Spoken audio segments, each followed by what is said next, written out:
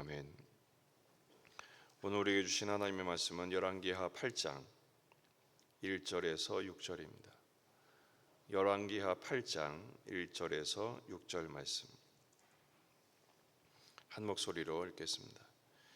엘리사가 이전에 아들을 다시 살려준 여인에게 이르되 너는 일어나서 내 가족과 함께 거주할 만한 곳으로 가서 거주하라. 여호와께서 기근을 부르셨으니 그대로 이 땅에 7년 동안 임하리라 하니 여인이 일어나서 하나님의 사람의 말대로 행하여 그의 가족과 함께 가서 블레셋 사람들의 땅에 7년을 우거하다가 7년이 다함에 여인이 블레셋 사람들의 땅에서 돌아와 자기 집과 전토를 위하여 호소하려 하여 왕에게 나아갔더라.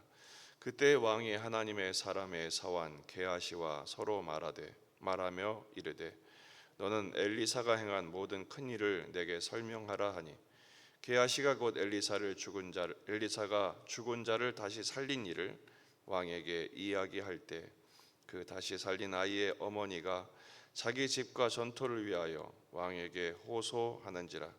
게하시가 이르되 내 주 왕이여 이는 그 여인이요 저는 그 아들이니 곧 엘리사가 다시 살린 자니이다 하니라. 왕이 그 여인에게 물으매 여인이 설명한지라. 왕이 그를 위하여 한 관리를 임명하여 이르되 이 여인에게 속한 모든 것과 이 땅에서 떠날 때부터 이제까지 그의 밭의 소출을 다 돌려주라 하였더라. 아멘. 본문에 계시된 주님은 어떤 분이십니까? 믿음의 가정을 구원하시고 회복하시는 분이십니다.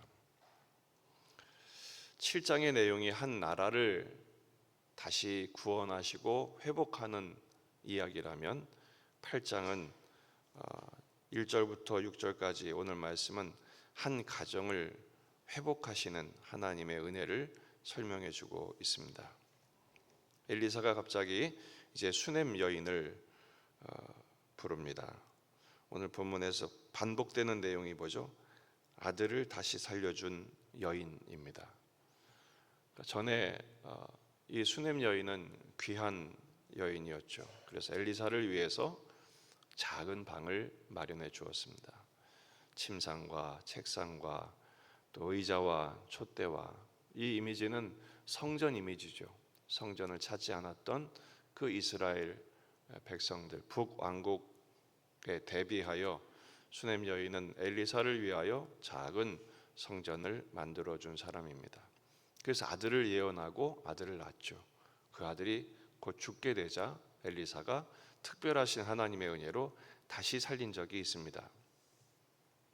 그 여인에게 명합니다. 내 가족과 함께 일어나서 거주할 곳으로 가서 거주하라. 왜냐하면 7년 기근이 임하기 때문이다. 전에 3년 동안의 엘리야 시대 때 3년 반의 기근이 있었는데 지금은 7년입니다. 지금 열왕기하에서 여러 번 기근이 반복되고 있습니다. 바로 인간 왕이 통치할 때 이 기근을 피할 수 없죠. 하나님이 진정한 왕이셔야 되는데 인간이 왕 노릇할 때 그 한계가 이렇게 뚜렷함을 설명하고 있는 것입니다. 놀라운 것은 이 여인이 말대로 행합니다. 여인이 일어나 하나님의 사람의 말대로 가족과 함께 블레셋 땅에서 7년을 지내다가 돌아옵니다. 돌아와 보니 자기 집, 자기 전토가 남의 차지가 되어버린 거예요. 비어있으니 내 것이다 하고 들어온 사람이 있었겠죠. 그때 이 여인이 왕에게 상소를 하러 갑니다. 재판을 거는 것이죠. 그때 마침 왕과 하나님의 사람의 게하시가 대화하는 중이었습니다. 엘리사에 대한 그 설명을 하라 왕이 명령했고 이 게하시는 엘리사가 죽은 아들을 다시 살린 이야기를 하고 있을 때 그때 마침 수넴 여인이 호소하러 온 것이죠. 그때 게하시가 왕이요 바로 그 여인이 이 여인이고 그 아들이 이 아들입니다 라고 설명을 하죠. 그러자 왕이 깜짝 놀라면서 관리를 임명해서 그 여인의 모든 이른 집과 전토와 성경대로 하면 6절에 떠날 때부터 이제까지 그의 밭에 소출을 다 돌려주라, 이렇게 명령하게 됩니다. 오늘 본문에서 우리가 주목할 것은 이렇게 한 가정, 믿음으로 순종한 가정의 모든 것을 회복시켜 주시는 하나님을 우리는 발견할 수 있습니다. 핵심 주제는 다시 살리시고 다시 찾게 하시는 것이죠. 1절에서도 다시 살려준 여인, 5절에서도 죽은 자를 다시 살린 일, 그리고 5절 하반부에서도 곧 엘리사가 다시 살린 자니이다, 다시 살린 아들의 모습, 그리고 잃은 것을 다시 찾게 하는 회복의 주제입니다. 이 회복의 은총을 경험하려면 어떻게 해야 될까요? 온전한 순종을 해야 합니다. 이 여인은 엘리사가 시키는 말대로 순종을 합니다. 생각을 해보십시오. 이 수넴 여인은 귀한 여인입니다. 당시에 부자였습니다. 그런데 엘리사가 말 한마디로 자 이제 떠나서 가라, 기근을 예고했지만 아직 기근은 일어나지 않았습니다. 그런데 이제 전 재산을 다 버리고 떠나서 온 가족과 함께 거주할 때를 찾아라, 이게 말이나 되는 일입니까? 평생의 기반을 버리고 모든 재산을 다 버리고 떠나라는 것 결코 쉬운 일이 아닙니다. 그런데 수넴 여인은 그 하나님의 사람의 말대로 순종을 합니다. 어떻게 이런 순종을 할 수 있었을까요? 아들을 살려준 믿음, 그 경험이 있었기 때문에 그 체험적인 믿음이 있었던 것이죠. 그러니 하나님의 사람의 말을 하나님의 말씀처럼 듣는 것입니다. 그리고 7년 동안 지냅니다. 이것도 쉬운 일이 아닙니다. 생면부지의 땅에 가가지고 거기서 7년 동안 낯선 곳에서 또 모든 기반을 다 버리고 왔으니 다시 읽어야 하는 것은 결코 쉬운 일이 아닙니다. 고생이 컸을 것입니다. 하지만 하나님께서는 그 순종을 통해서 7년의 기근을 피하게 하십니다. 재난을 피하게 하신 것이죠.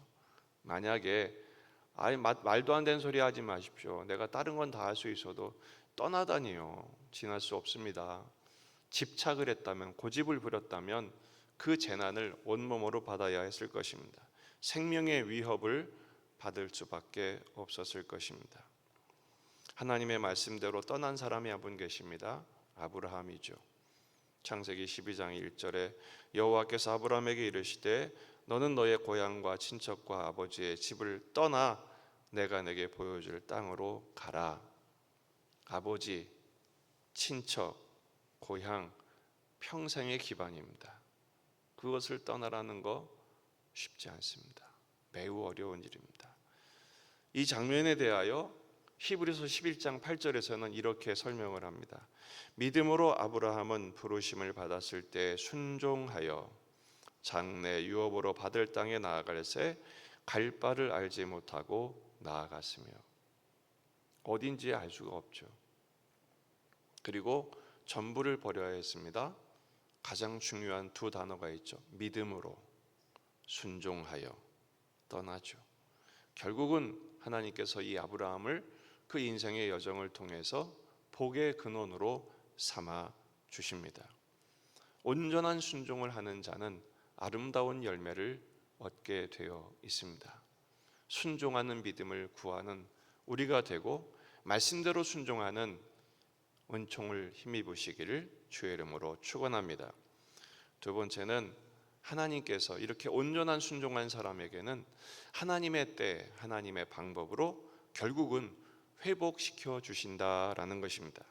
7년 만에 돌아왔으니 모든 것이 남의 차지가 되어버렸습니다.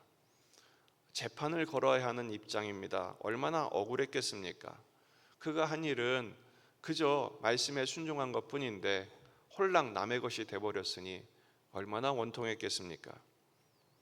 하지만 그는 하나님의 인도하심을 믿고 왕에게 정상 절차를 밟아 호소를 합니다. 재판을 건 것이죠. 중요한 것은 하나님의 타이밍입니다.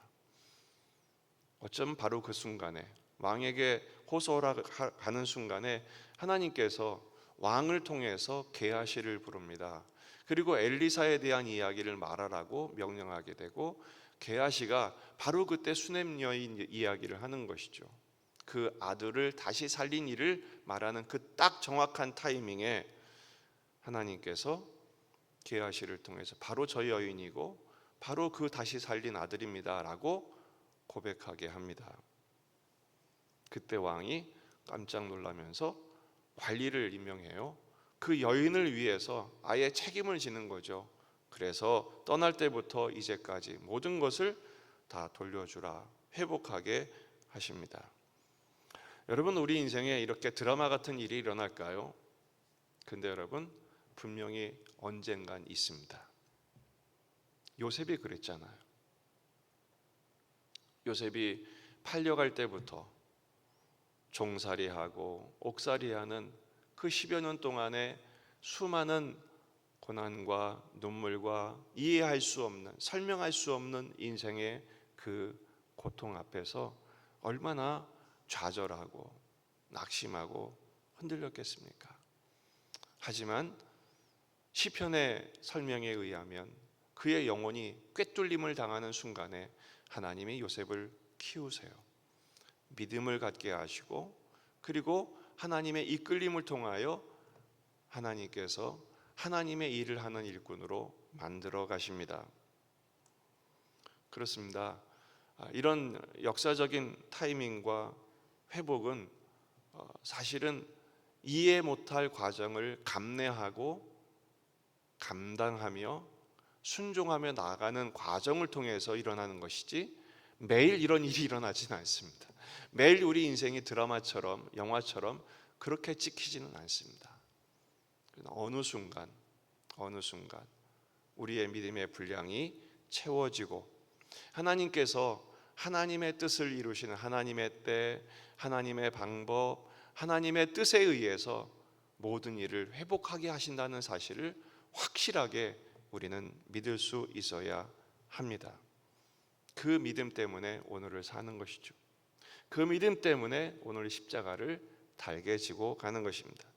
마가복음 10장 29절에서 30절입니다.